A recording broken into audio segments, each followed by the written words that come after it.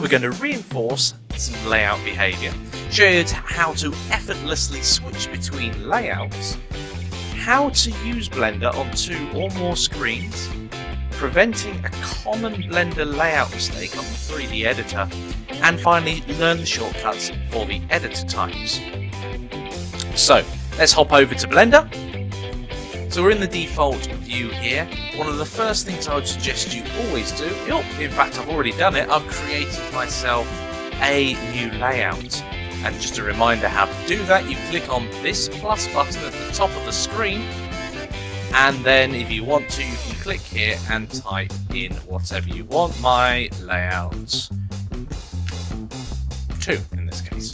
So now we've got that, it means that we can always go back to the default layout if we do something that ruins our setup.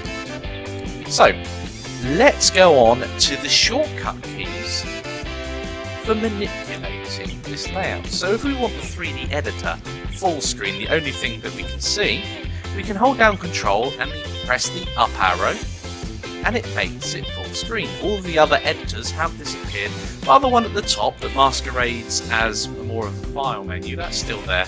And of course, if we press the Control key and the up arrow again, it brings everything back. Now the controlling down arrow happens to do the same thing, just for reference. Now, in this drop down at the top here, we have a selection of layouts, including the default one, should we wish to go back to it.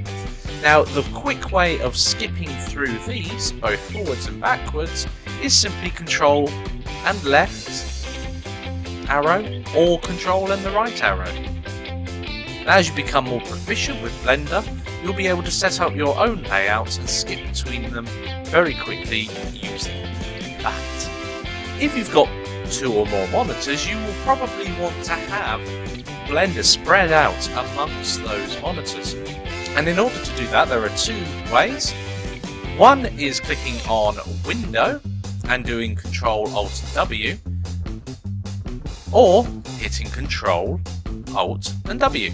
This will create a new window, an exact duplicate of what you had before. That can be then dragged off, and I will do that now to my other monitor.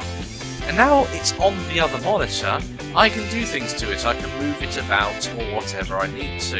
And that gives you much more flexibility to spread out your interface and have a monitor dedicated to perhaps animation, or a monitor dedicated to the 3D editor, etc.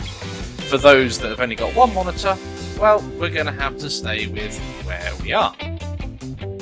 So I'm going to close down that window so I don't cause myself any confusion.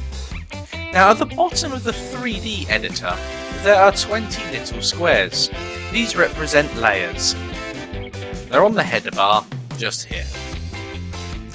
Now when you're in the 3D editor and we're doing something in the 3D editor, it will be very easy, for instance, and we'll cover this in a bit, hitting the E key or perhaps the R key to do extrude or rotate, you may inadvertently hit the 3, 4 or 5 keys. If you do that, everything will disappear. So I hit 4 there, so we're actually now on layer 4. Now layer 4 by default doesn't have anything on it, so that's where your work's disappeared to. Very easy for that to flummox you. Pressing number 1 or clicking this first square here will bring everything back. So no panic, we know where it is.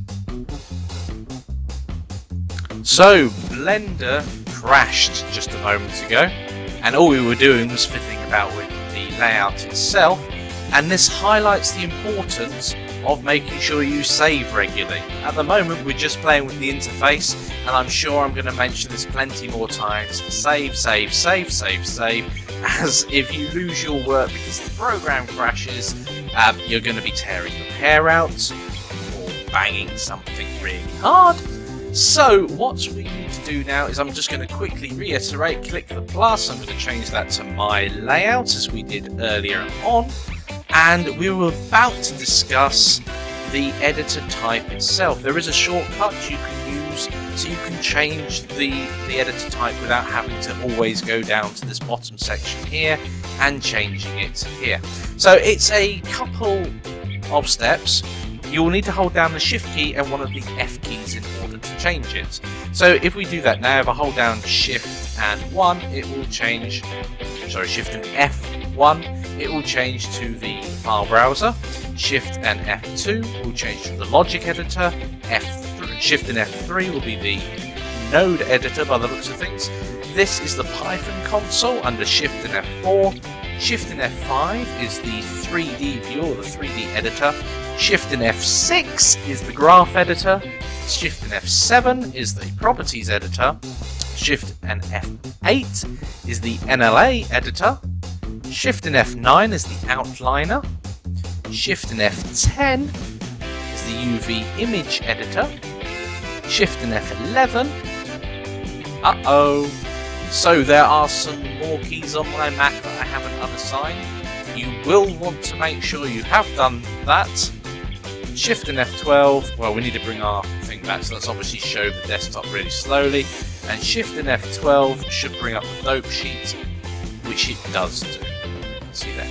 Now, one of the things you will have noticed is it's also made the change full screen. If we click here back to previous, or hold down Control and either the up or down arrows, it will bring in the other frames that we've not lost them. We've only changed the one that was selected, which was the 3D editor. So again, that was Shift and F5. So if I hit Shift and F5, it's back again. Brilliant. Okay, so just to reiterate, if you are using a Mac, there was one thing that wasn't working there. You will need to go to your system preferences, make sure use all of the F keys as standard function keys is selected. Bearing in mind, when that does happen, you won't be able to use the brightness controls or the volume controls, because that's what they're default assigned for. And finally, I know not where this last thing was, the F11, so I'm just going to quickly scoot through here so you guys also know. Show desktop F11, show dashboard F12. So if I turn those two off, does that help us? Yes, it does. Excellent. Let's move on to the next lecture.